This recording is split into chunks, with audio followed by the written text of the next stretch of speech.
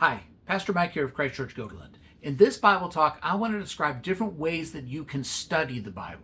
Now, the first way is a way that I think we all should engage in. This is called devotional Bible study. This is about God. This is about you connecting with Him and then letting His Word, His Bible, speak to you. So when you do devotional Bible study, you want to use a pen and a notepad. Pray first and ask God to speak to you. Read His Word, and then when something in the text grabs your attention, write it down. This also improves with meditation and consistency. If you do it over and over again, repeatedly throughout the day or throughout the week, you'll get better at it. Meditation is about, reading a passage and then mulling it over, kind of chewing it over again and again. You want to move from you being in the Word to the Word being in you. A second kind of study is called critical Bible study. Now, this is not about criticizing the Bible. This means understanding what a Bible verse means at the time and place when it was written. There's basically two approaches to critical Bible study. The first of these is called deductive study. This starts with the general and then moves to the specific. So begin with a known principle and then see how it is applied in a specific situation. Now, the danger with deductive study is that it easily lends itself to what's called proof texting, which is where you find a Bible verse to back up anything that you want it to say. But on the other hand, it's not necessarily bad to do deductive study.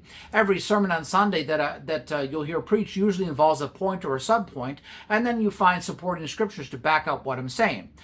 What you want to make sure you do is that you don't take verses out of context when you're doing this. The flip side of deductive study is called inductive Bible study. Now, this starts with the specific and then moves to the general. You let the Bible be your authority, and then I let it tell me what it wants to say rather than only what I want to hear. Inductive starts with a larger passage and then kind of zooms in on a particular verse. You start with the Bible, not with your conclusions. Read a passage through several times. Identify key words or phrases. Ask yourself the 7 interrogatives. Who, what, where, when, how, which. Pay attention to times and places and dates. Respect ambiguity and respect silence. There's things that the Bible does not say, even when we wish it would give us some answers. And then also notice the cross-references and follow through on them and see where it leads you. Another kind of study is an exegetical study. Exegesis is reading a passage or a verse and then discerning what is meant. You break it down bit by bit, often by emphasizing single words or phrases. You look up the definition of the words in lexicons or Bible dictionaries. An expository study is another kind. This looks at a longer passage and then lets the flow of the whole chapter or the whole book speak to you. Often there's a string of exegesis woven together, but instead of choosing specific words, exposition looks for patterns. Now, generally speaking, there's two kinds of patterns you can find in Scripture.